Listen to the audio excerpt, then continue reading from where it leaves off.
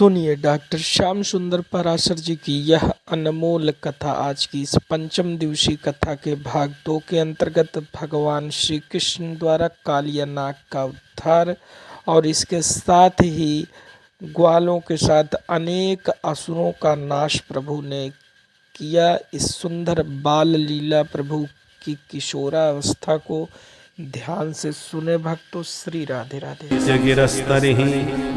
समक्षम पश्य में मुखम। मैया ये सबके सब ग्वाला नंबर 1 के महा झूठा, मैंने नेको मिट्टी ना खाई। मैया बोली बारे सत्यवादी हरिश्चंद्र, कल गोपियां झूठी आज ग्वाला झूठे, तो पूरे ब्रज में इकलौता तू ही सत्यवादी है। कन्हैया बोले मैया तू अपने लाला पे विश्वास ना करे तो समक्षम पश्य में मुखम, तेरे सामने खड़ो हूं, मेरे मुंह खोल के देख ले। हाँ ये सही कही, चल दिखा अपनो मुंह। कन्हैया को लगा ये तो बड़ा गड़बड़ हो गया, मुंह में तो माटी है। तो डरते डरते धीरे धीरे मुंह खोला। भगवान की ऐश्वर्य शक्ति ने सोचा कहीं सचमुच सरकार की पिटाई ना पड़ जाए आज। तो मुंह खोलते ही भगवान की वह दिव्य शक्ति मुख में प्रकट हो गई और मैया को पूरे ब्रह्मांड का दर्शन लाला के मुखार बिंद में होने लगा। बोल विराट भगवान की। नदी पर्वत बाग बगीचे वन वाटिका सूर्य चंद्र ग्रह नक्षत्र तारा मंडल सब कुछ लाला के मुख में दिख रहा है। यहाँ तक कि पूरा ब्रजमंडल दिख रहा है, नंद भवन दिख रहा है और मैया लाला को डांट रही है, ये भी लाला के मुख में दिख रहा है।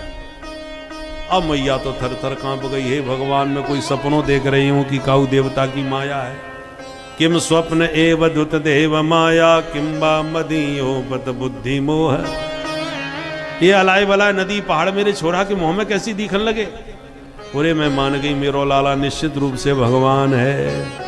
और जो ही हाथ जोड़ के मैया ने प्रणाम करना चाहो तुरंत कन्हैया ने मुंह बंद कर लिया और माया को विदा कर दिया। सब माया गायब। और हंस के कन्हैया तुरंत मैया को हाथ पकड़ के बोले मैया क्या कर रही है। सांची सांची बोली, मेरे मुंह में माटी दिखी। अब मैया तो माटी की बात ही भूल गई। कन्हैया तू माटी की बात करे बेटा, तेरे मुंह में तो पूरा विंध्याचल भरो पड़ो है। ऐसे नदी पहाड़ मैंने जिंदगी में ना देखे जो तेरे मुंह में दिख गए 2 मिनट में। कन्हैया जोर से हंसे और बोले मैया तेरी बुढ़ापे की आंखें खराब है गई, अब मेरे मुंह में तो को नदी पहाड़ दिखन लगे। ठीक से आंख साफ करके दोबारा देख। अब मैया आंख साफ करने लगी, उधर भगवान ने माया सब गायब कर दी। दोबारा मैया ने देखा तो कुछ भी नहीं दिखाई पड़ा। तुरंत मैया ने लाला को उठा के छाती से लगा लियो, बेटा तूने बिल्कुल ठीक कही, बुढ़ापे में भगवान जाने कैसी कैसी बीमारी है जाए। थोड़ी देर पहले नदी पहाड़ दिख रहे थे, अब कछु ना दिखे। क्या को मतलब मेरी बुढ़ापे में आंख खराब है गई। और मैया सारी बात भूल गई और लाला से वही स्नेह बरसाने लगी। बोल नंद के लाला की। नंद और जसोदा पूर्व जन्म के द्रोण और धरा नाम के वसु थे, जिन्होंने कठोर तप करके भगवान को गोद में खिलाने का वरदान मांगा था। इसलिए गोविंद इनकी गोद में खेल रहे हैं। अब आई दिवाली। एकदा गृहदासीसु यशोदानंद गेहिनी कर्मांतर नियुक्तासु निर्ममंथ स्वयं दधि। यानि यानि गीतानि तद्बाल चरितानि च दधि निर्मंथने काले स्मरन्ति तान्यगायत स्मरन्ति तान्यगायत। एकदा दीपावल्यावसरे गृहदासीसु कर्मांतर नियुक्तासु ब्रज गेहिनी यशोदा स्वयं दधि निर्ममंथ। दिवाली का दिन था तो मैया ने दास दासियों को बाहर के इधर उधर के कामों में लगाकर, गृहदासीसु बहुवचन है, अर्थात मैया के यहाँ 1-2 नहीं अनेक दास दासियां सेवा में रहती है। पर मैया कोई भी दास दासी से लाला की सेवा नहीं कराती। निर्ममंथ स्वयं दधी, लाला की सेवा स्वयं करती हैं। जो माताएं अपने हाथों से बच्चों की सेवा करती हैं तो बच्चे भी अपने हाथों से मैया बाप की सेवा करेंगे। और तुमने बचपन से ही आया के भरोसे छोड़ दिया तो वो भी बुढ़ापे में किसी नौकरानी के भरोसे छोड़ देगा। इसलिए बच्चों की सेवा माताओं को स्वयं करना चाहिए, दूसरे के भरोसे नहीं छोड़ना चाहिए। दधि मंथन कर रही थी मैया कि लाला जगे, और तुरंत मथानी पकड़ के बोले मैया भूख लगी है। तो मैया सब काम छोड़ के लाला को गोद में लेके अपना स्तनपान कराने लगी। माँ का दूध पीते कन्हैया बोले मैया एक बात पूछूं? बोले हाँ बेटा पूछ। बोले ये बता मैया तो को दूध प्यारो लगे कि पूत? मैया बोली बाबरे ये कोई पूछबे वाली बात है? मोए अपने पूत से ज्यादा प्यारो जगत में और कछु ना लगे, दूध दही कौन सी चीज है? तो कन्हैया बड़े खुश हो गए, मैया मोते बड़ो प्रेम करे भाई। इतने में मैया को याद आई कि मैं चूल्हे पे दूध चढ़ा के चली आई, या छोरा की बात में उतार वो ही भूल गई, मेरो तो सबरो दूध उफन गयो होएगो। अरे बेटा मेरो दूध उफन गयो, दूध उफन गयो। मैया ने पट से लाला को धरती में बैठाए और दौड़ लगाई चूल्हे की तरफ। कन्हैया के गाल फूल गए। अब हाली कह रही थी पूत प्यारो, और दूध को ध्यान आते पूते पटक के भागी चली गई। आ गई गुस्सा, उठायो पत्थर, और जितने माट मटका दूध दही के थे धमाधम सबरे फोड़ दिए। आओ जब मटका फूट गए, दूध दही की कीच मच गई, तो कन्हैया को लगा डर, अब मैया छोड़ेगी ना आज। तो पहले ही रोना चालू कर दिया और बंदरों को बोला के लुटावे लगे, आओ आओ आज हमारे घर में भंडारो पाओ। बंदर सब माखन खावे लगे। उफनते दूध को उतार के मैया वापस आंगन में आई, और जो आंगन की हालत देखी मैया मन में मुस्कुराई कि अरे भाई गोपियन की शिकायत पर मुझे को विश्वास न हो तो, पर अब है गयो जब मेरे ही घर में मेरी ददिया सास के जमाने के कारे कारे चिकने चिकने सबरे माट मटका फोड़ के 2 मिनट में बराबर कर दिए, तो औरन के घर में तो भगवान जाने ये कितनो तांडव मचा तो होएगा। या छोरा को दंड ना दियो तो बहुत उद्दंड है जाएगा। तो मैया ने लाठी उठाई और जो कन्हैया को पकड़वे आई, मैया को देखते ही कन्हैया ने दौड़ लगाई। अब आगे कन्हैया, पीछे पीछे मैया। मैया कह रही है देख लाला जल्दी आ जाने, बहुत मारूंगी। कन्हैया बोले मैया मारेगी इसलिए तो भाग रहे ना। बेटा तू प्रेम से मेरे पास आ जा तो मैं बिल्कुल ना मारूंगी। कन्हैया बोले मैया तो तू पकड़ के करेगी कहा? मैया बोली बेटा आज मैं तेरी पूजा करूंगी। कन्हैया बोले आज कौन सा पर्व है? मैया बोली बेटा आज नया साल है, तो नए ढंग से तेरी पूजा करूंगी, नए कपड़े पहनाऊंगी। कन्हैया बोले जब पूजा करेगी तो लाठी काय को ले रखी है? पूजा पाठ में लाठी डंडा को का काम? मैया बोली अरे बेटा बुढ़ापे में लाठी सबन को लेनी पड़े, मेरो बुढ़ापो है, ले मैंने ये फेंक दी। जो लाठी फेंकी इसे कन्हैया पास में आ गई। मैया ने गप से हाथ पकड़ लिया, बेटा तू तो घर चल, आज तो तेरी ऐसी पूजा करूंगी कि छठी को दूध याद आ जाए। बुढ़ापे में मुंह को इतनो दौड़ायो भगायो। जो मारने पीटने की बात करी तो कन्हैया आंखें मीड़ मीड़ के रोन लगे बड़ी जोर जोर से, मैया तू बड़ी झूठी है, पूजा के नाम पर पीटेगी।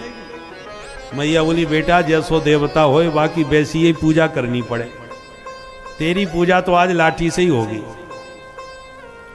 जब जोर जोर से रोन लगे तो मैया को दया आ गई। मैया को लगा मारना पीटना ठीक नहीं है, पर कछु दंड तो जरूर दूंगी। सो घर में भीतर ला करके ऊखल से मैया रस्सी में बांधवे लगी कन्हैया को। पर रस्सी बांधे तो 2 अंगुल कम पड़ जाए, मैया दूसरी रस्सी जोड़े तो फिर 2 अंगुल कम। तदपि द्व्यंगुलम न्यूनम यद यदा दत्त बंधनम। 2 ही अंगुल कम क्यों पड़ी? जब तक भक्त का परिश्रम पराकाष्ठा पर न पहुंच जाए तब तक भगवान कृपा नहीं करते। 1 अंगुल भक्त का पुरुषार्थ तो 1 अंगुल भगवान की कृपा। हम कर्म करें और प्रभु कृपा करें तब बात बनेगी। हर काम भगवान के ऊपर छोड़ के नहीं बैठ जाना चाहिए। भगवान ने बल बुद्धि विवेक काय के लिए दिया है, उपयोग करो। जहां हमारा बल काम नहीं करेगा तब भगवान की कृपा काम करेगी। द्रौपदी ने पूरी शक्ति से अपनी रक्षा करने का प्रयास किया और जब शक्ति काम नहीं करी तो फिर भगवान की कृपा ने काम किया। गजराज ने भी पूरी शक्ति लगाई, बात नहीं बनी तो फिर कृपा ने काम किया। तो कर्म भी करो और भगवान की कृपा का भी स्मरण करो। यही 2 अंगुल की कमी है। हम न तो कृपा पर भरोसा करते हैं, न अपने कर्म पर हमारी निष्ठा है। कर्म भी ठीक से नहीं करते और कृपा पर भी भरोसा नहीं है। ये 2 अंगुल की कमी है। मैया ने बांधते बांधते जब पूरी तरह पसीना पसीना हो गई तब भगवान को दया आ गई और तुरंत भगवान ने अपना बंधन स्वीकार कर लिया। दाम माने रस्सी और उदर कहते हैं पेट को। पेट में रस्सी बांध दी तो नाम पड़ गया दामोदर। बोलो दामोदर भगवान की। अब उखल में बंधे कन्हैया रो रहे, मैया मुझको मुक्त कर दे। सुखदेव जी कहते हैं परीक्षित दुनिया को मुक्ति के दाता मुकुंद आज अपनी मुक्ति के लिए रो रहे हैं। मुक्ति दो मुक्ति मिक्षति। बांध के तो मैया भीतर चली गई और कन्हैया उखल सरकाते बीच आंगन में पहुंचे जहां अर्जुन के वृक्ष खड़े। कन्हैया बीच में से निकल पड़े, उखल से वृक्ष दोनों अड़े। कन्हैया ने जोर का झटका मारा तो धड़ामदी से दोनों गिर पड़े। 2 दिव्य महापुरुष प्रकट भये, दोनों ने भगवान की स्तुति गाई। कौन थे दोनों?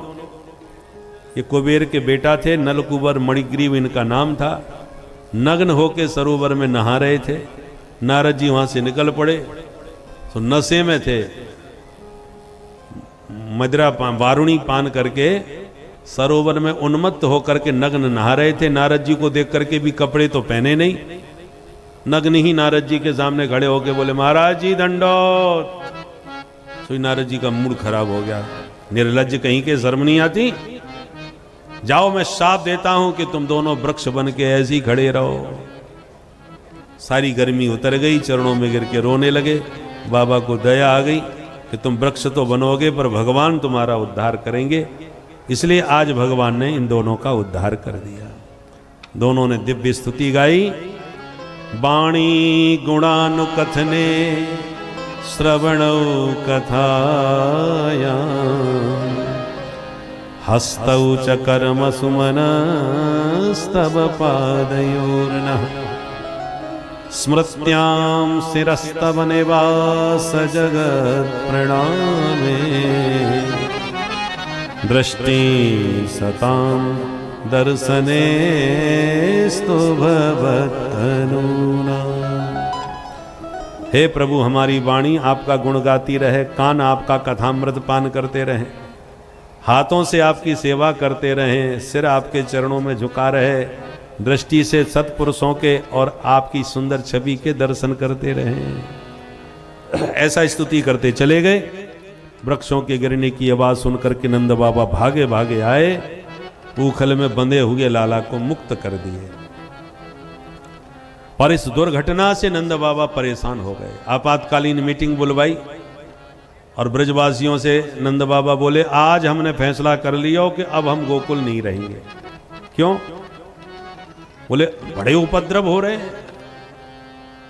अरे हमारे कितने पुराने आंगन के वृक्ष दोनों के दोनों उखड़ के छोरा के ऊपर गिर गए आज अपने आप। क्या को मतलब ये जगह ठीक ना है, इसलिए चलो कहीं और चलें। कहां चलें? बोले बताओ कोई बढ़िया जगह। उपनंद बोले भैया एक स्थान है। कौन सा?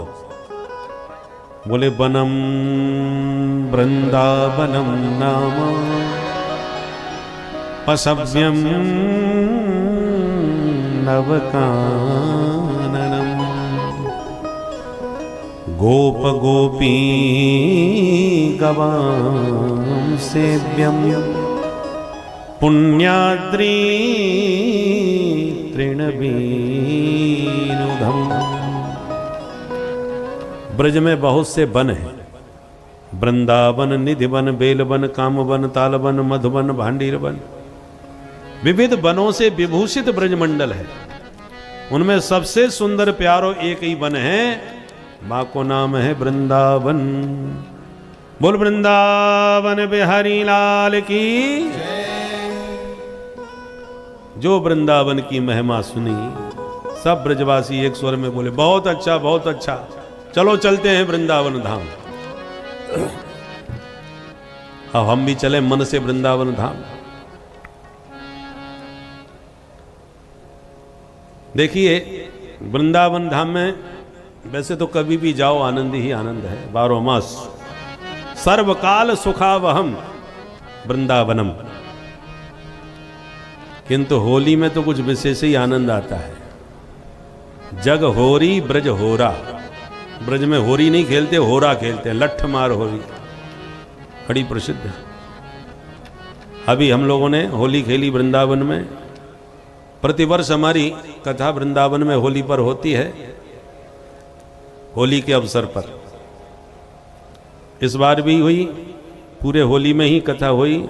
और इस वैसे तो बहुत से वहाँ बहुत से लोगों की कामना होती है कि महाराज हम भी भागवत सुने और आपके ही मुझ से सुने, पर हमारी सामर्थ्य नहीं है इतना सब खर्चा करने की। तो हम कहते हैं फिर आ जाओ वृंदावन धाम। तो अपने संकल्प का वो पारायण भी कराते हैं ब्राह्मण से, और बैठ के कथा भी सुनते हैं। तो उन्हें पूरी भागवत कराने का फल वृंदावन धाम में प्राप्त हो जाता है। तो ऐसे अनेकों यजमान जो अपनी पोथी रख करके अपना पारायण अपने संकल्प का करवाते हैं, और उनका मनोरथ भी पूर्ण होता है। और कोई प्रमुख परीक्षित बन करके भी सुन सकता है कि प्रधान परीक्षित हम ही रहेंगे। इस बार हमारे प्रधान परीक्षित हैं हमारे सह गौरा जी, सोगोरा जी, हाँ, जो रीवा से पधारे हुए हैं। आपने इस बार प्रधान परीक्षित बन करके, और यहाँ से रीवा क्षेत्र से लगभग 250 लोग वहाँ गए थे, वृंदावन धाम का आनंद लिया, रहे और प्रेम से कथा का आनंद लिए। तो आप भी यदि वृंदावन धाम में होली के अवसर पर 7 दिन रह करके प्रेम से कथा का आनंद लेना चाहें, देखो आप स्वयं कथा कराओगे तो बहुत विरले ही होते हैं जो बैठ के शांति से सुन पाते हैं, व्यवस्था में ही चित्त लगा रहता है। पर वहां पर आप खूब प्रेम से दिन में बिहारी जी के दर्शन करो, घूमो फिरो, ब्रज का आनंद लो, और 3 से 6 शाम को बैठ करके आराम से भागवत सुनो, और आपके भागवत कराने का भी पूरा पुण्य मिलेगा, और तीर्थ में उसका 1000 गुना अधिक फल मिलता है। तो यहाँ खर्चा भी ज़्यादा होता है और एकाग्र चित्त से सुन भी नहीं पाते सब लोग, और वहाँ पर आप टेंशन फ्री हो करके व्यवस्था सब हमारा संस्थान करता है। आपको तो बैठ करके केवल प्रेम से कथा सुनना है और आनंद लेना है होली का। तो चाहे प्रधान परीक्षित बन के सुन लो, चाहे उप परीक्षित अपने केवल पारायण करा लो, और कुछ ना हो तो केवल कथा सुनने के लिए ही आ जाओ। परंतु वहाँ कथा सुनने का एक अपूर्व आनंद है। परंतु आने से पहले अपना रिजर्वेशन जरूर करवा लेना हमारे पचौरी जी के यहाँ, ताकि आपको बैठ के केवल कथा सुनने का आनंद मिले, व्यवस्था में इधर उधर चित्त न हटा लगाना पड़े। इसलिए चलिए अभी तो मन से चलते हैं वृंदावन धाम, और मन हो तो रिजर्वेशन करा लेना, अगली होली पर आप भी पधारें वृंदावन धाम। कैसा है वृंदावन धाम? लागे वृंदावन नीको माने, लागे वृंदावन नीको, लागे वृंदावन नीको मन, लागे वृंदावन नीको।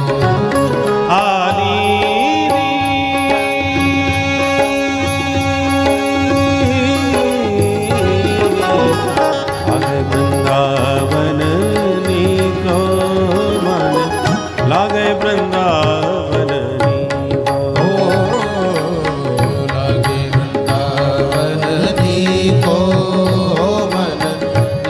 वृंदावन नीको।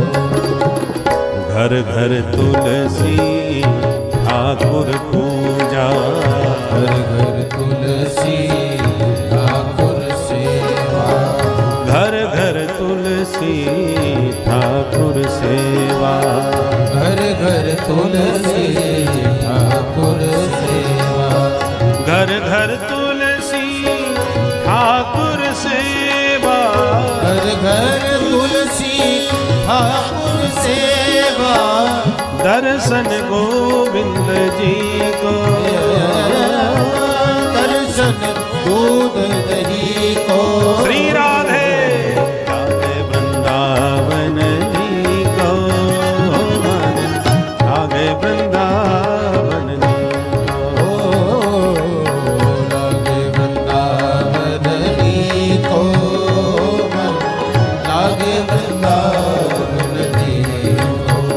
निर्मल नीर बहत जमुना में, निर्मल नीर बहत जमुना में, निर्मल नीर बहत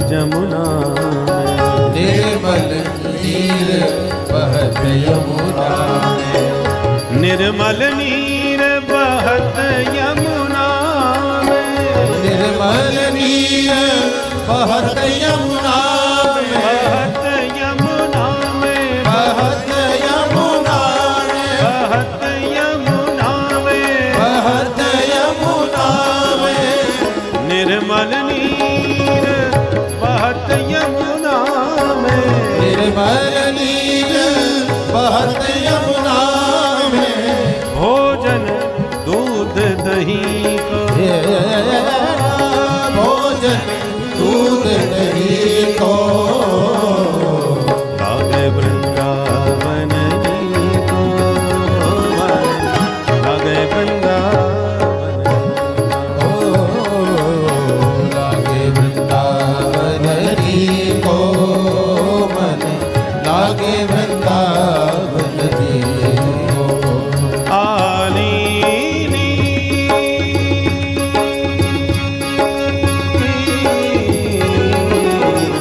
लागे वृंदावन जी को, लागे वृंदावन ओ लागे वृंदावन जी को मन, लागे वृंदावन जी, लागे वृंदावन जी, लागे वृंदावन जी, लागे वृंदावन जी। लागे वृंदावन जी को।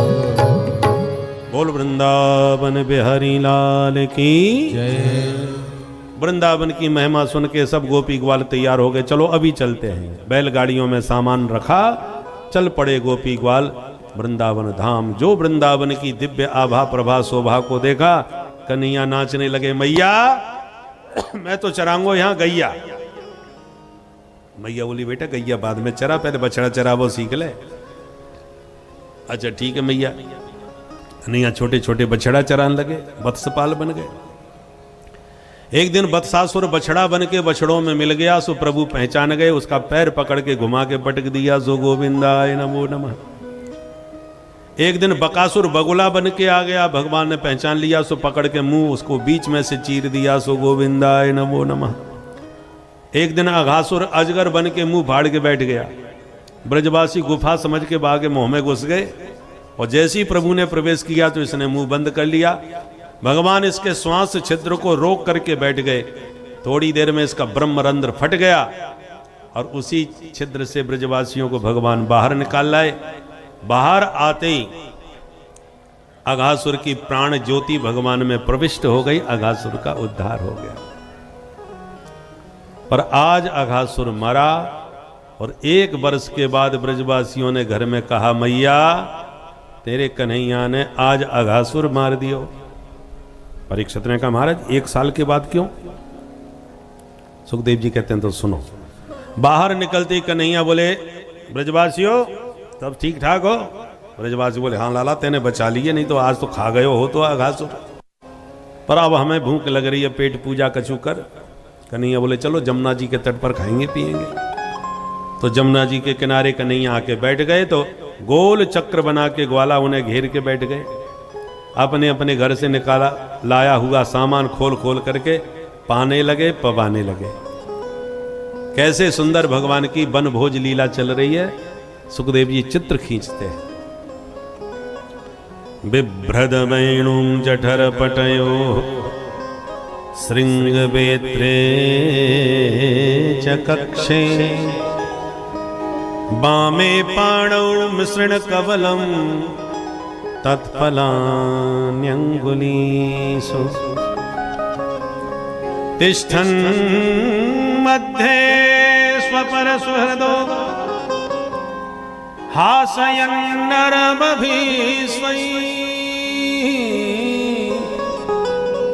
स्वर्गे लोके मिसति बुभुजे यज्ञ भुगबाल के।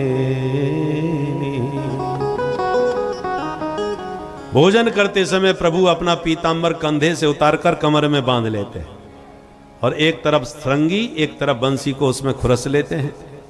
बाएं हाथ के हथेली पर दही भात मिला लेते हैं। एक एक कली फलों का अचार मांग मांग के उंगलियों में दबा लेते हैं। आम का, नींबू का, मिर्ची का, टेंटी का, खट्टे मीठे अचारों के साथ दही भात का भोग लगाते हैं। भोजन के साथ साथ हास्य परिहास मनोविनोद भी करते रहते हैं। स्वर्ग के देवता विमानों में बैठे बैठे इस भोजन लीला का आनंद लेते हैं। पर ब्रह्मा जी ने यह दृश्य देखा तो उनका नाक भूं सकोड़ने लगे। कैसा भगवान है, सबका जूठा खा रहा है। उसका जूठा अचार खा लिया, उसका जूठा लड्डू खा लिया। शास्त्र कहते हैं जूठा न खाना चाहिए न खिलाना चाहिए। नोच्छिष्टम कस्यचित दद्यात्। जूठा नहीं खाओ न खिलाओ। उच्चिष्ट भोजनो स्वाना। जूठा खाने खिलाने वाला स्वान होता है, कुत्ता। और ये भगवान होकर के सबका जूठा खा रहा है। मैं इनकी परीक्षा लूंगा। ये भगवान नहीं हो सकते। दबे पांव ब्रह्मा जी आए और भगवान के सारे बछड़े चुरा के ले गए। जब बछड़े नजर नहीं आए तो भगवान देखने लगे, एक भी बछड़ा नहीं। हे ब्रजवासियों, तुम भोजन करो, मैं देख के आऊं बछड़े कहां चले गए। और ज्यों ही भगवान बछड़ा देखने के भागे तो ब्रह्मा जी सारे ब्रजवासियों को उठा के ले गए।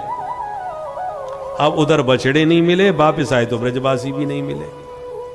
प्रभु समझ गए कुछ गड़बड़ है। दिव्य दृष्टि से देखते ही समझ गए ये ब्रह्मा जी की करामात है।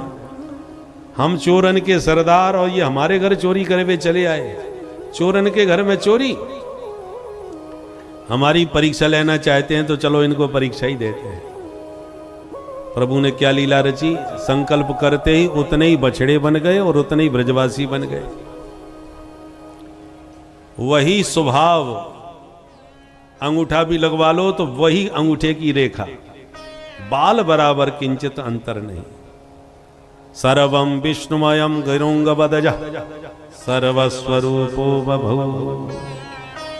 वेद वचन सर्वम विष्णुमयम जगत, इस महावाक्य को चरितार्थ कर दिया इस लीला में प्रभु ने। सब कुछ स्वयं।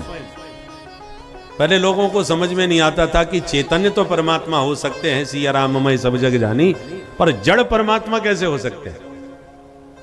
पत्थर भगवान कैसे हो सकते हैं? लकड़ी डंडा भगवान कैसे हो सकते हैं? आज भगवान ने बन के दिखा दिया इस लीला में। बछड़े भी भगवान, ब्रजवासी भी भगवान, और केवल शरीर भगवान बन जाते और कपड़े ना बनते तो नंगे जाते सब। तो कपड़े भी भगवान बने हैं, और जो बढ़िया सोने की लर पहने थे जो ब्रजवासी, अंगूठी पहने थे, वो सोने की अंगूठी लर भी भगवान बन गए। यावत वत्सप वत्स काल्पक बपुर यावत करांध्यादिकम यावत यष्ट विषाण वेणुदल यावत विभूषांबरम। जिसके हाथ में जो लाठी थी वो लाठी भी भगवान बन गए। जिसके हाथ में जो बंसी थी वो बंसी भी भगवान बन गए। और वो ग्वाला लोग कभी कभी लाठी में लोहा लगवा देते हैं नीचे मजबूती के लिए, तो लोहा भी भगवान बने हुए। इसका मतलब जड़ चेतनात्मक सारी प्रकृति परमात्मा का ही स्वरूप है। इस लीला में भगवान ने आज कह के नहीं बन के दिखा दिया। सर्वम खलमिदम ब्रह्म ईशावास्यमिदम सर्वम, इन वचनों को चरितार्थ कर दिया। और पूरे 1 साल तक बने रहे, 2-4 घंटे के लिए नहीं बने, 1 वर्ष तक। और दाऊ दादा के अलावा कोई नहीं समझ पाया। जब ब्रह्मा जी ने 1 साल के बाद आकर के वही लीला सब देखी तो उनकी खोपड़ी खराब हो गई कि ये दूसरा ब्रह्मा कौन आ गया जिसने दूसरी सृष्टि कर डाली। इन सब की तो हम चोरी कर गए थे, दूसरे कहां से बन गए। अब समझते देर नहीं लगी, ये साक्षात सर्वसमर्थ ईश्वर है। सारे बछड़े जो चुरा के ले गए थे वो सारे बछड़े ब्रजवासियों को वापिस लाए, लौटाए। भगवान के चरणों में साष्टांग प्रणाम करके ब्रह्मा जी ने पूरे चारों मुखों से 40 श्लोकों के द्वारा स्तुति गाई। नौमीड्यते भ्रमपुषे तडिदंबराय गुंजावतंस परिपेक्षल सन्मुखाय वन्यस्रजे कबल वेत्र विषाण वेणु लक्ष्मश्रिये मृदुपदे पशुपांगजाय।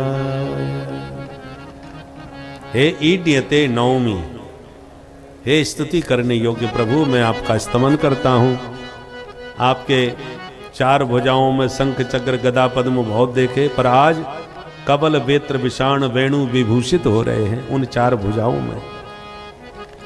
ऐसे हे नंद नंदन गोपाल, आपके चरणों में प्रणाम। ये पशुपांग जाय शब्द के बहुत अर्थ किए। पशून पाती इति पशुपः नंदः अंगाय पुत्राय पशुपांगजाय नंद नंदनाय। हे नंद के लाला, आपको प्रणाम। अथवा पशुपानाम गोपानाम गजाय मुख्याय पशुपांगजाय, गोपों में प्रमुख गोप हैं आप। अथवा पशु नंदिनः पांति रक्षन्ति इति पशुपो महादेवः, भगवान शंकर पशुपति नाथ कहलाते हैं। तो पशुपः शिवः अंगात हृदयात जातः सब पशुपांगजः तस्मै पशुपांगजाय। पशुपतिनाथ शिव जिनके हृदय में विराजते हैं। शिवस्य हृदयं विष्णो विष्णोस्य हृदयं शिवः ईसदप्यंतरम कृत्वा रौरवम नरकम व्रजेत। हरि के हृदय में हर और हर के हृदय में हरि निवास करते हैं। शिवजी जैसा राम भक्त कोई नहीं, तो राम जी जैसा शिव भक्ति भी कोई नहीं। परस्पर दो चकोर दो चंदा, दोनों एक दूसरे के हृदय में रहते हैं। जो इनमें भेद दृष्टि रखते हैं वो घोर नरक के गामी हैं। इनमें कोई भेद नहीं रखना चाहिए। स्वामी सखा सेवक तीनों संबंध हैं। सेवक स्वामी सखा सिय पिय के। तो इस प्रकार से स्तुति बहुत लंबी चौड़ी है, पर भगवान कुछ बोल नहीं रहे, स्तुति गाए जा रहे हैं ब्रह्मा जी। अंत में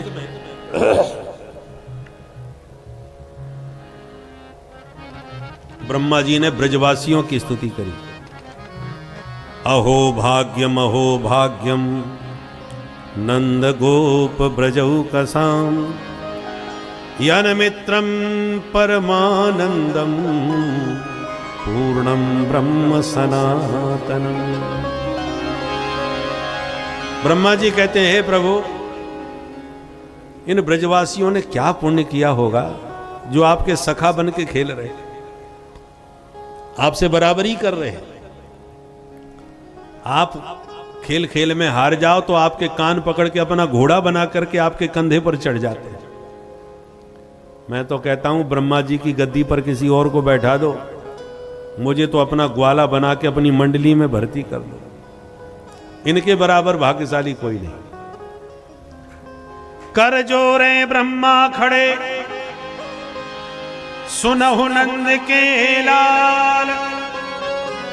नंद के लाल के नंद भवन में आते ही सभी देवी देवता, यक्ष, किन्नर, नाग, गंधर्व, साक्षात ब्रह्मदेव सभी लोग उनके दर्शन को ललायित।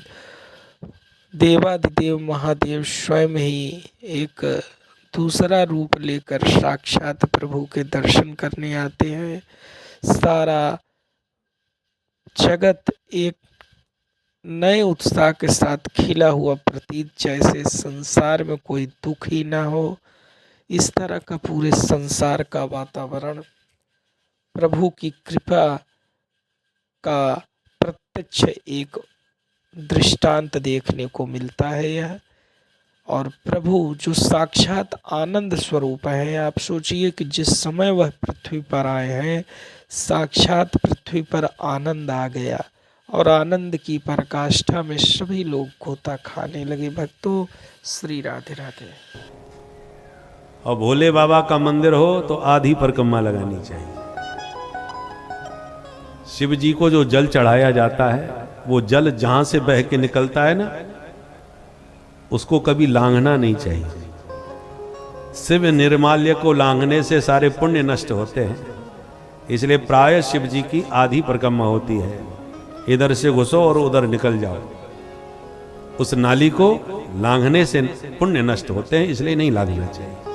शास्त्र की आज्ञा है, एका चंड्या रवौ सप्त तिस्रः कार्या विनायके हरे शतस्त्र कर्तव्या शिवस्यार्धम प्रदक्षिणा।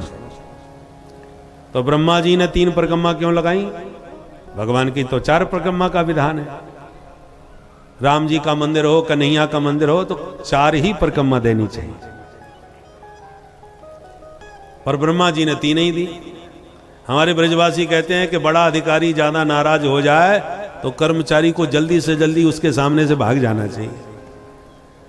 तो ब्रह्मा जी को लगा हम इतनी देर से गिड़गिड़ा रहे हैं, हमसे बोल ही नहीं रहे, कहीं ऐसा ना हो नौकरी से ही हाथ धो बैठे। सो हड़बड़ी में बेचारे 4 की जगह 3 ही परिक्रमा लगा के भाग गए। बोलो राधे राधे। और असली ब्रजवासी 1 साल के बाद आज लौटे हैं। तो घर जाती बोले मैया तेरे कन्हैया ने आज अघासुर मार दियो। तो भगवान को बड़ी हंसी आई। साल भर पुरानी घटना बेचारे आज की यही समझ रहे हैं। ब्रजवासियों को पता ही नहीं था हम साल भर कहां रहे। इस प्रकार भगवान ने ब्रह्मा जी का मोह भंग किया। अब भगवान सुंदर सुंदर लीला करते हैं। एक बार बलराम जी के हाथों प्रलंबासुर का वध हुआ। अब कन्हैया बोले मैया अब तो हम चराएं गैया। ठीक है, मैया ने मुहूर्त निकलवाया। कार्तिक शुक्ल अष्टमी बुधवार, जिसको हम कहते हैं गोपाष्टमी।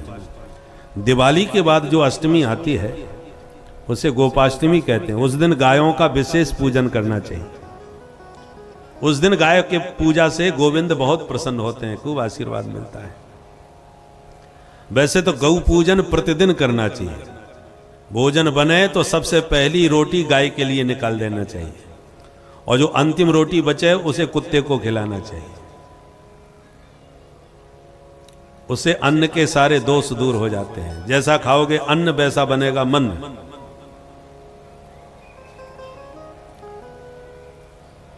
अन्न से मन बनता है, मन शुद्ध होता। शुद्ध अन्न खाओगे शुद्ध मन बनेगा। उल्टा सीधा खाओगे मन खराब होगा, मन दूषित होगा। तो अन्न से केवल शरीर ही स्वस्थ नहीं रहता, मन भी स्वस्थ रहता है। खाने से शरीर तो ठीक रहेगा ही, परंतु अपवित्र अशुद्ध अन्न खाओगे तो मन खराब हो जाएगा, मन दूषित हो जाएगा।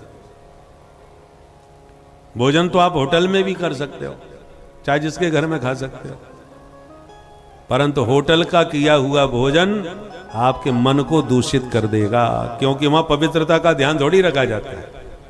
जूता पहन के ही बना रहे हैं, जूता पहन के ही परोस रहे हैं, तो खाने वाले भी जूता पहन के ही खा रहे हैं। क्या पवित्रता होगा? वो ठाकुर जी का भोग थोड़ी लगाया जाता है। वहां तो गिन के परोसा जाता, कितनी रोटी खाली नोट करो, पेमेंट लेना है। कल की बासी दाल बची है तो फेंकेंगे थोड़ी, चलो लगा दो छौंक। उनको तो उल्टा सीधा बस तुम्हारा टेस्ट बनाना है, स्वास्थ्य पर ध्यान थोड़ी देना। तुम्हारे जिह्वा में स्वाद आ जाए बस।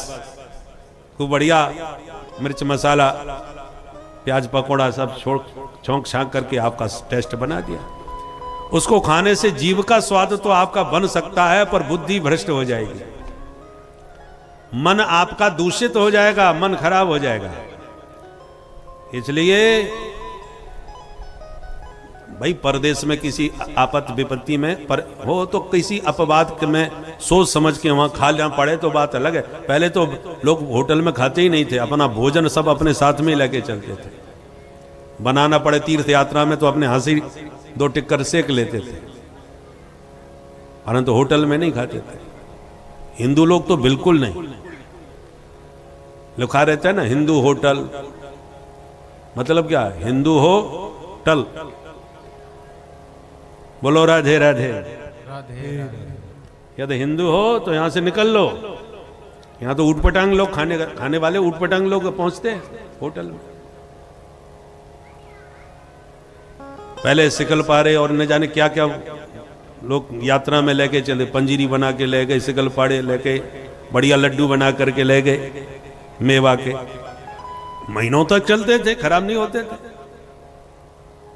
परंतु ऊट पटांग जगह भोजन नहीं करते। और तीर्थ में जाके भोजन करना भी पड़े तो पंडा जी के घर में, जो हर जगह के पंडे होते हैं, पंडा लोग अपने घर में भोजन पवाते थे, तो उनके यहाँ, वो तो तीर्थ पुरोहित है, उनके यहाँ पाना चाहिए, उससे तो शुभ होता है। तीर्थ में भोजन करना है तो पंडा जी के घर करो। भाई होटलों, अब तो हर तीर्थ में होटल बन गए हैं। वृंदावन में तो पूछो ही मत महाराज, इतने ढाबे होटल खुल गए हैं कि उसने ज्यादा दुकान नहीं मिलेंगे, यात्री उतने नहीं दिखेंगे जितने होटल नजर आएंगे। इसलिए याद रखिए, पहली रोटी जब आप गाय को खिलाते हैं तो सारे देवता खा करके तृप्त हो जाते हैं, क्योंकि उसके रोम रोम में अनंत देवता विराजमान है, तो देवताओं का भोग लग गया। अंतिम रोटी जो कुत्ते को खिलाई जाती है, को कुत्ते के खाने से जितने भी अन्न के दोष हैं वो सब दूर हो जाते हैं। अन्न दूषित अन्न हो, किसी का बेईमानी का हो, किसी का उल्टी पुल्टा माने कोई उल्टा सीधा काम करता हो, कोई शराब बेचता हो, मधुशाला खोले हो, उसने भंडारा करा दिया, उसने तुमको सीधा दे दिया, तो अन्न तो उसका दूषित है, खाओगे तो तुम्हारी बुद्धि खराब होगी। तो अंतिम रोटी कुत्ते को खिला देना चाहिए, तो वो दूषित जो दोष है वो भी दूर हो जाता है। वो आजकल तो माताएं गिन गिन के रोटियां बनाने लगी। कितने भोजन करने वाले कितने लोग हैं? 5 लोग हैं, तो दादाजी खाएंगे 4 रोटी, सासू माँ खा लेंगी 5 रोटी, और 8 से ज्यादा मैं भी कहां खा पाती हूं। कुल मिला के 19 हो गई। उतना ही आटा मारो कि 19 रोटी बने, 20 ना हो जाए। इतना नाप तोल करके रोटियां बनाती हैं कि एक रोटी कहीं एक्स्ट्रा ना बनाना पड़ जाए। ऐसा बिल्कुल नहीं करना चाहिए। उस घर में कभी अन्न में बरकत नहीं आ सकती जो गिन के रोटी बनाती है। गृहस्थ के घर में इतना भोजन हमेशा रखा रहना चाहिए कि अचानक कोई अतिथि आ जाए तो हम उसे भोजन करा सके। बच जाए तो सुबह का शाम को खा लो।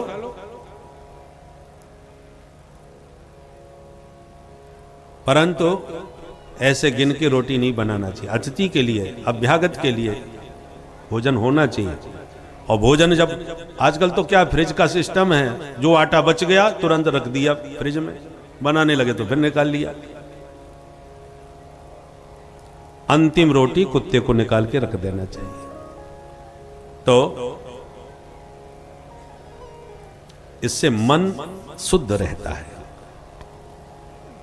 तो गोपाष्टमी के दिन, यदि प्रतिदिन आप गाय का पूजन नहीं करते तो गोपाष्टमी के दिन विधि विधान से गाय का पूजन कर लो, गौ माता का आशीर्वाद आपको मिलेगा और गोविंद भी गदगद होंगे। तो गोपाष्टमी के दिन कन्हैया ने पहली बार गौचारण करना प्रारंभ किया, नाम पड़ गया गोपाल। बोल गोपाल भगवान की। गैया चराते चराते भगवान ताल वन में घुस गए। वहां धेनुकासुर गधा बन के घूमता था।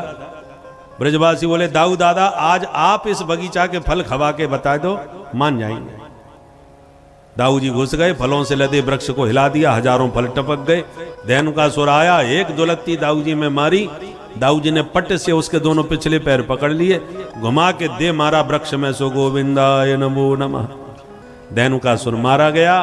ब्रजवासियों ने दाऊ दादा की खूब जय जयकार करी, प्रशंसा करी और फलों की पोटली बांध बांध के घर ले आए। घर आते कन्हैया बोले, मैया मेरे दाऊ दादा ने गजब कर दियो। कहा कि हो बेटा? बोले पूछे ही मत। अरे बता तो सही। तो सुन मैया, मेरे दाऊ दादा ने आज एक गधा मार दियो। तो मैया बड़ी जोर से ताली बजा के हंसी, क्यों रे बेटा बलराम तू गधा मार तो फिर। अब दाऊ जी का तो मूड खराब हो गया। देख मैया तू समझा ले या नहीं आए। अरे मैंने बड़ो भारी राक्षस मारो जो गधा के रूप में डोले, मैंने मीठे मीठे फल खवाए और ये मेरो मजाक उड़ावे। आज के बाद या की पार्टी अलग, मेरी पार्टी अलग। कल से मैं या के संग बिल्कुल ना जा सकूं। मैया बोली अरे बेटा बलराम कल तेरा जन्मदिन है, तू भूल गए हो, धूमधाम से घर में मनाऊंगी, तू काऊ के संग कहूं मत जाइयो। ठीक है मैया। तो दाऊ जी वैसे कभी कन्हैया को छोड़ने वाले नहीं थे, पर इतना चिढ़ा दिया कि गाल भुला के दूसरे दिन नहीं गए, घर में ही बैठे रहे। और कन्हैया यही चाहते थे कि एक दिन दाऊ दादा मेरे संग न जाएं तो मैं काली दह पर खेलने पहुंच जाऊं, क्योंकि मुझे मारना है काली नांग और बड़े भैया हैं मेरे शेष नांग, तो एक ही बिरादरी के हैं, बुरा तो इनको लग ही जाएगा। इसलिए दाऊ जी को चिढ़ा करके घर छोड़ दिया और मौका मिलते कन्हैया ब्रजवासियों को लेकर काली दह पर खेलने पहुंच गए। काली दह पर खेलन आयो रे मेरो 1200 कन्हैया। कन्हैया तो खेलने में मस्त, और गाय चरते चरते काली दह का पानी पी लिया, और पानी में था जहर, उसमें काली नांग रहता था। तो जहरीला पानी पीते ही गाय सब छटपटाने लगी विष के प्रभाव से। भगवान दौड़ के आए, गायों के सिर पर हाथ फेरा, गाय स्वस्थ हो गई। तो काली नांग पर कुपित होकर कन्हैया कदम पर चढ़ गए। कदम पर चढ़ते ही ब्रजवासी डर गए, ओरे कन्हैया गिर मत जाइयो, काली नांग काट लेगो तो को। भगवान बोले कोई मत घबराओ, मैं ये गयो और वो आयो, और यों कह के धम्म से छलांग मार दी। जो काली दह में कूदे कन्हैया, हाहाकार मच गया ब्रजवासियों में। मैया बाबा को खबर मिली तो सब रोते चिल्लाते चीखते पुकारते भागे। दाऊ जी समझ गए कन्हैया मुझे आज घर छोड़ के क्यों गए थे। तो दाऊ जी सबको समझाने लगे, घबराओ मत, अपने कन्हैया को कोई कछू ना बिगाड़ सके। पर इधर जब काली नांग के हृदय में कूदे कन्हैया तो काली नांग जग गया। सर्पों के कान नहीं होते, वो आंखों से ही सुनते हैं। इसलिए जैसी जल में हलचल मची, काली नांग जगा और जो भगवान को पानी में देखा तो एक फुसकार मारी और मार छलांग भगवान के संपूर्ण शरीर से लिपट गया। जैसे ही ब्रजवासियों ने कन्हैया को सांप से लिपटे देखा तो और जोर से चीखने चिल्लाने लगे। भगवान को लगा ब्रजवासी व्याकुल हैं, कहीं कूद ना पड़े। तो भगवान ने अपना शरीर फुलाया और काली का बंधन जैसी ढीला पड़ा तो भगवान ने एक छलांग मारी और तुरंत उसके फन पर जाके खड़े हो गए। 101 फन थे काली नांग के। एक फन पर खड़े हैं तो दूसरे फन से काटने लगा। तो भगवान ने उसके फनों से बचते हुए उछल उछल के तांडव नृत्य करना प्रारंभ कर दिया। जो देवताओं ने देखा कि वाह, रस्सियों पर नाचने वाले नट बहुत देखे, पर सांप के फन पर नाचने वाला ये नटवर हमने आज पहली बार देखा। तो देवता लोग धुंदबी बजाने लगे, मृदंग आदि वाद्य बज उठे और गोविंद ताता थैया करके नाच उठे। सूरदास जी वर्णन करते हैं, तांडव गति मुंडन पर नाचत गिरधारी, तांडव गति मुंडन पर नाचत गिरधारी, तांडव गति मुंडन पर नाचत गिरधारी, तांडव गति मुंडन पर नाचत गिरधारी।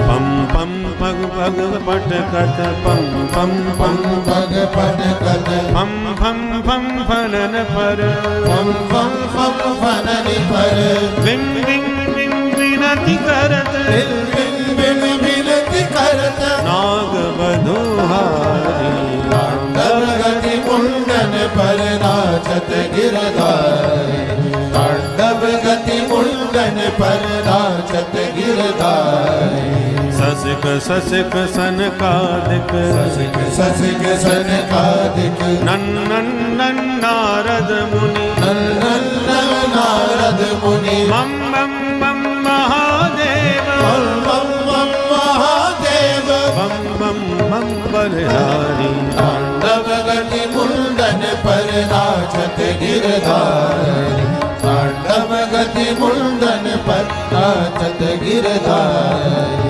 विविध विविध विद्याधर विविध विविध विद्याधर दम दम दम देव सकल तम तम तम देव सकल गम गम गम गुण गंधर्व तम तम तम गुणी गंधर्व नाचत देतारी तांडव गति मुंडन पर नाचत गिरधारी तांडव गति मुंडन पर नाचत गिरधारी सूरदास प्रभु की वाणी सूरदास प्रभु की वाणी किं किं किन्हु न जाने किम किन्हु न जाने चन चन चन चरण परत चल चल चल चरण भरत निर्भय कियो कानी तांडव गति मुंडन पर नाचत गिरधारी तांडव गति मुंडन पर नाचत गिरधारी तांडव गति मुंडन पर तांडव गति मुंडन पर तांडव गति मुंडन पर नाचत गिरधारी बोल काली मर्दन भगवान की जय 101 फन नाच नाच के भगवान ने सब लुहान कर दिए। नागपत्नियों ने देखा जिसको हम छोटा बच्चा समझ रही थी इसके तो पेट में दाढ़ी निकल पड़ी, 2-4 और तगड़े ठुमके लगा दिए तो हमारे स्वामी जी की तो गारंटी खत्म। तो सभी नागपत्नियां हाथ जोड़ के गोविंद की स्तुति गाने लगे। न्यायो हि दंडः कृत किल्बिषेऽस्मिन् तवावतार कल निग्रहाय रिपो सुतानामपि तुल्यदृष्टे दक्षेदमं फलमेवानुशंसन्।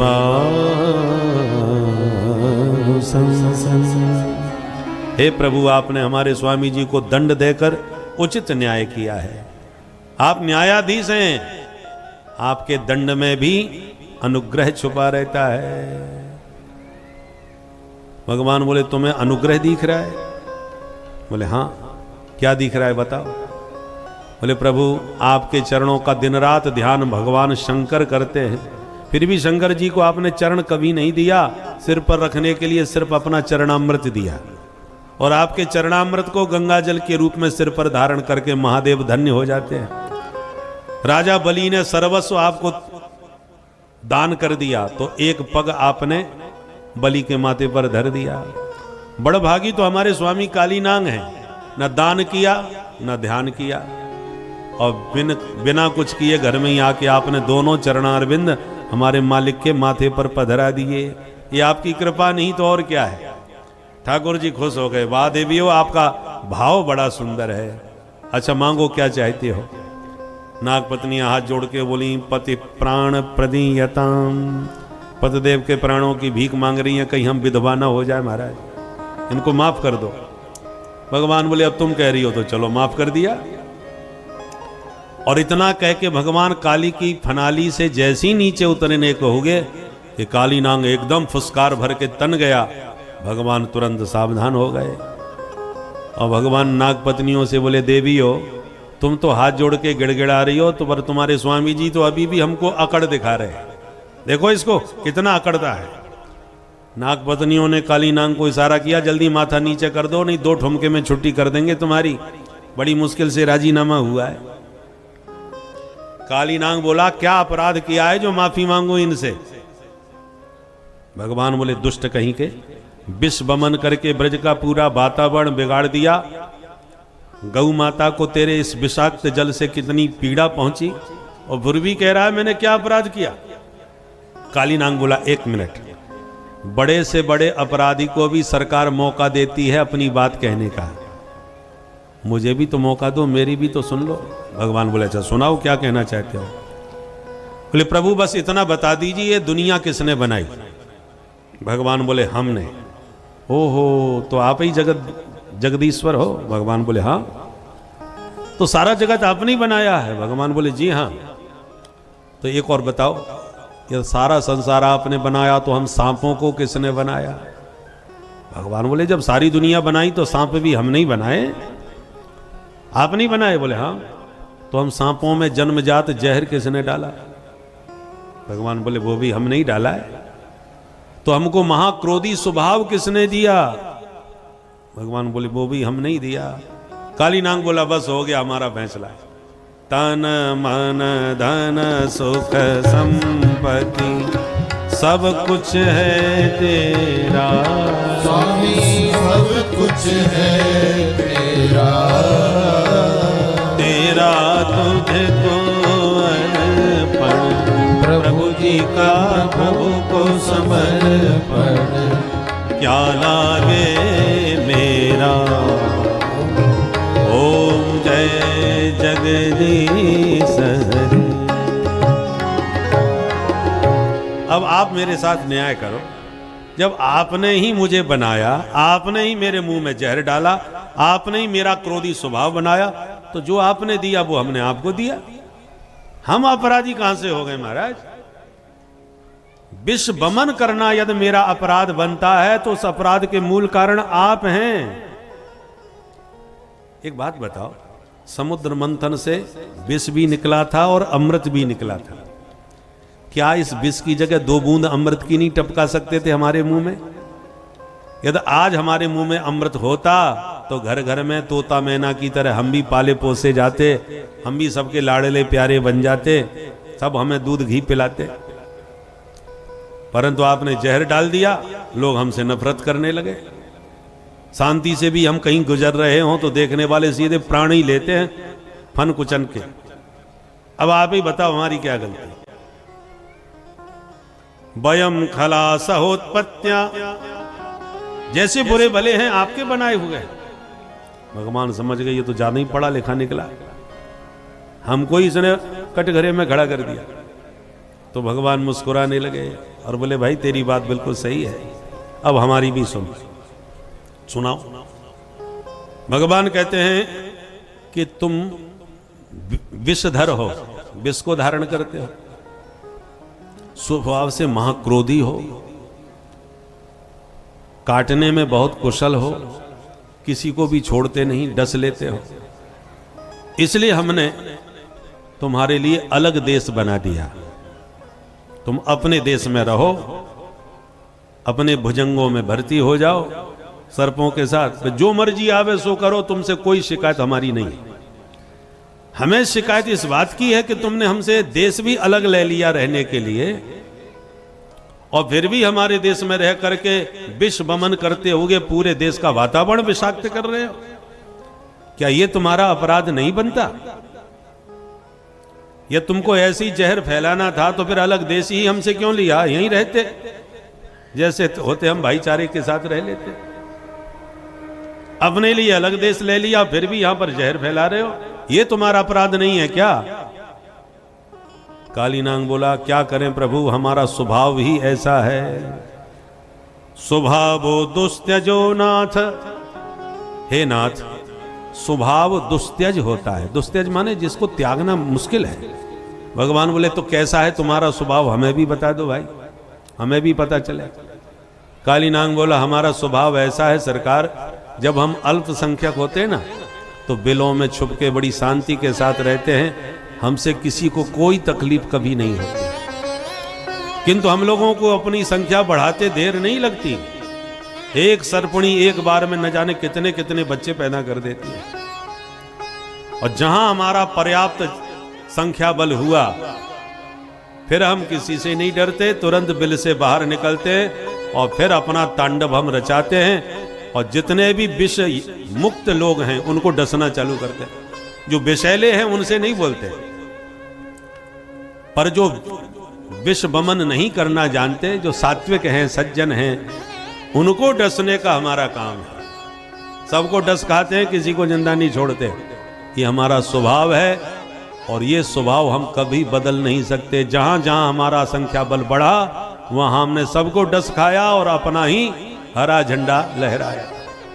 बोलो राधे राधे। राधे राधे। भगवान बोले तो सुनो काली नाग, तुम्हें तो हम यहां विष वमन करने नहीं देंगे। जितना करना था तुम कर चुके, अब तुम अपने देश जाओ। काली नाग बोला महाराज चले तो जाएं अपने देश में, पर हमारे देश की हालत तो वैसी पतली हो रही है। कहां रहेंगे, क्या करेंगे, क्या खाएंगे, कैसे जिएंगे। फिर भी आप कहते हो तो हम अपने देश में चले जाते हैं, पर हमें आपके ये गरुड़ से बहुत भय लगता है। भगवान बोले गरुड़ से क्या भय? बोले सरकार ये बहुत खतरनाक है आपका गरुड़। हमारे देश का यदि कोई नाग आकर के यहाँ पर 25-26 लोगों को डस के भाग जाए, तो तुम्हारा गरुड़ यहाँ से उड़ के जाता है, 25 की जगह 500 को वहाँ डस करके अपना आहार बना लेता है। बहुत खतरनाक है आपका गरुड़, इससे हमारे प्राणों की रक्षा होनी चाहिए। भगवान बोले सुनो काली नाग, हमारा गरुड़ अनावश्यक कभी किसी पर प्रहार नहीं करता। हमारा गरुड़ उन सांपों को खाता है जो आस्तीन के सांप हैं, जो रहते इस देश में हैं, खाते इस देश में हैं, और इसी देश को डसने के लिए अवसर की तलाश में बैठे रहते हैं। हमारा देश खेल में भी यदि किसी से हार जाए तो वही पटाखे फोड़ने लगते हैं, और हमारे देश की विजय पर हम कोई पटाखे फोड़ने लग जाएं तो इनको सांप लौटने लग जाते हैं।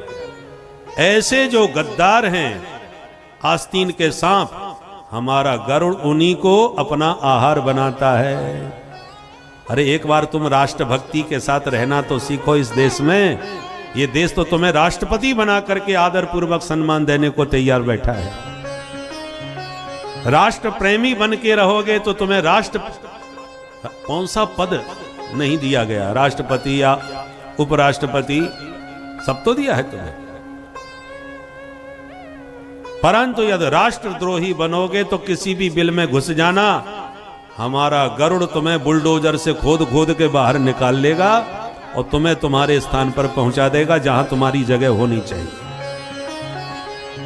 इसलिए विष वमन करना बंद करो और हमारे राष्ट्र में राष्ट्रभक्ति के साथ रहना सीख लो। हम तो आज भी तुम्हें गले लगा के भाईचारे के साथ तुम्हारे साथ रहना चाहते हैं, पर तो तुम तो भाई को ही चारा समझते हो। तुमसे भाईचारा निभाना ही बड़ा कठिन है। इसलिए काली नाग, अब भलाई इसी में है कि तुम अपने देश चले जाओ। गरुड़ से मत डरना, क्योंकि नाच नाच के तुम्हारे फन पर मैंने अपने चरण कमलों के चिन्ह बना दिए हैं। अब तुम पालतू हो गए, फालतू नहीं रहे।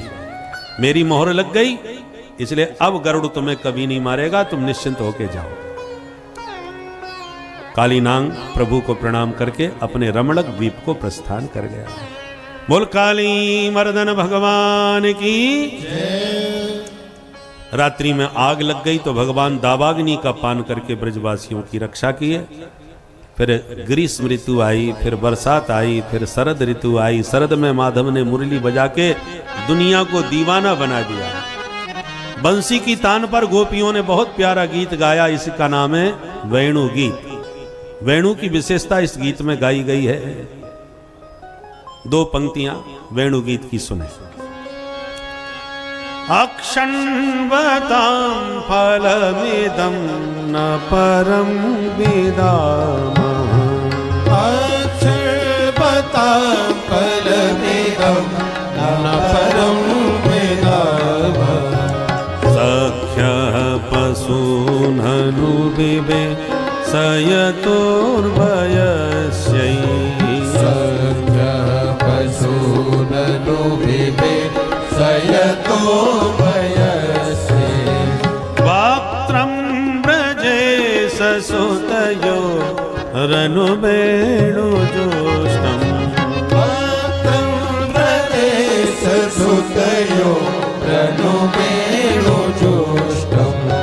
गैर्वाणि पीतमनुरक्तकटा मोक्षम गीर्वाणि पीतमनुरत्र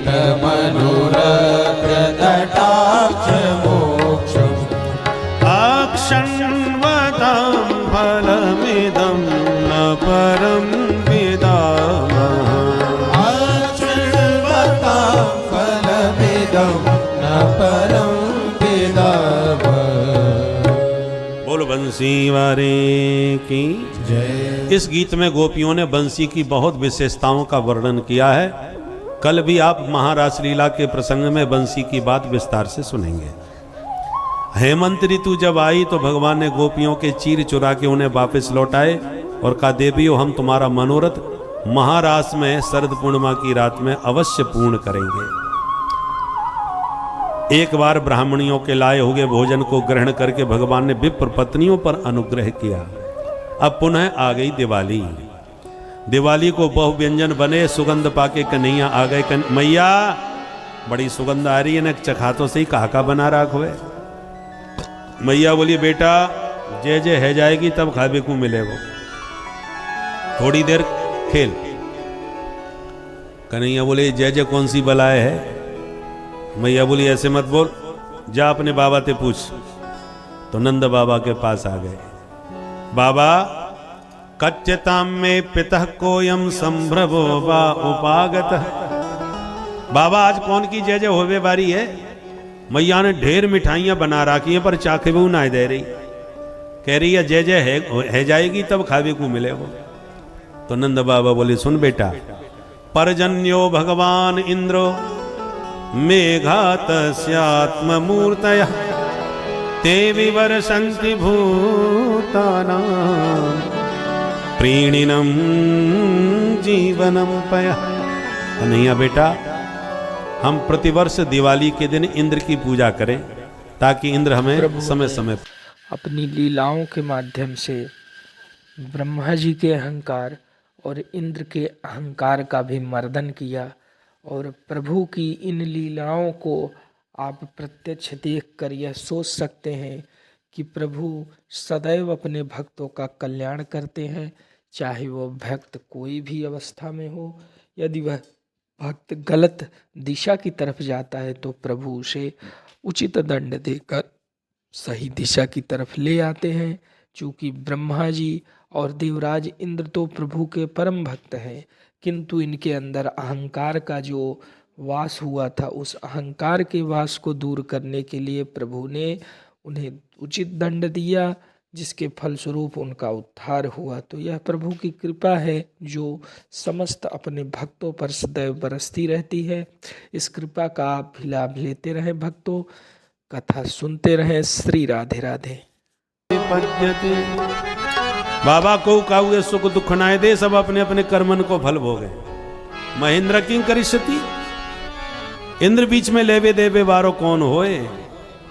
देखो बाबा, इंद्र की पूजा बहुत कर ली, मेरी बात मान के अब की बार मेरे देवता की पूजा करके देख लो।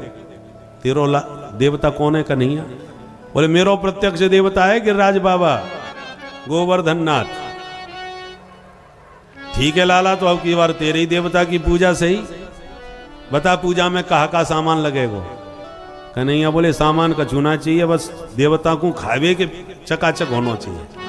मेरो देवता तो खा पी के ही खुश रह जाए। तो ठीक है लाला, खावे पीवे की तो कोई कमी ना है। बाबा नंद ने आदेश दियो, बढ़िया बढ़िया मिठाई बनाओ। आदेश मिलते ही घर घर में कढ़ाई चढ़ गई, मिठाइयां बन गई, थाली में सज गई। देख कन्हैया कितनी सारी मिठाइयां, पूड़ी पकौड़ी कचौड़ी मगौड़ी रसगुल्ला रसमलाई लड्डू जलेबी कलाकंद बर्फी इमरती रबड़ी सब ले लेके चल पड़े ब्रजवासी। बोल गोवर्धन नाथ की जय। पहुंच गए गोवर्धन की तलहटी। कहाँ है देवता?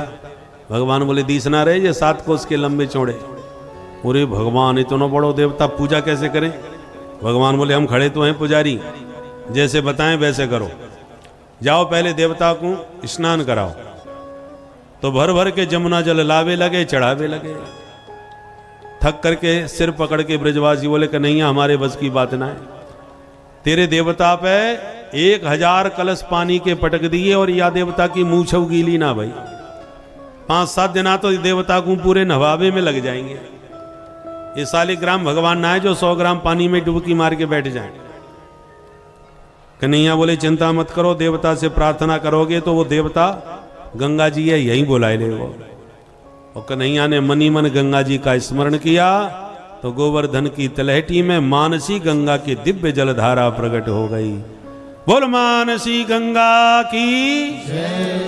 ब्रजवासी बोले मान गए भैया, देवता चमत्कारी है, यानी तो गंगा प्रकट कर दें। हर हर गंगे। भर भर के कलश गंगा जल चढ़ाने लगे। गंधाक्षत पुष्पाणी समर्पयामी, गोविंद कहते गए, ग्वाला चढ़ाते गए। हाँ भैया भोग लगाओ। तो नंद बाबा ने पर्दा डाल दियो, भोग लगेगो। कन्हैया बोले बाबा तेरो देवता होगो पर्दा में घुस के खावे वारो, मेरे देवता को पर्दा की जरूरत ना है, चौरे में भोग लगावेगो। कहाँ है देवता? बोले ध्यान करो सो ही आ जाएगो। सब ब्रजवासियों ने नेत्र बंद किए। हे गिरिराज बाबा भोग लगाओ। जैसे ध्यान कियो तो एक रूप में भगवान नंद के लाला बने खड़े रहे और दूसरे रूप में भगवान प्रकट होके बोले लाओ ब्रजवासियों भोग। बोल गोवर्धन नाथ की जय।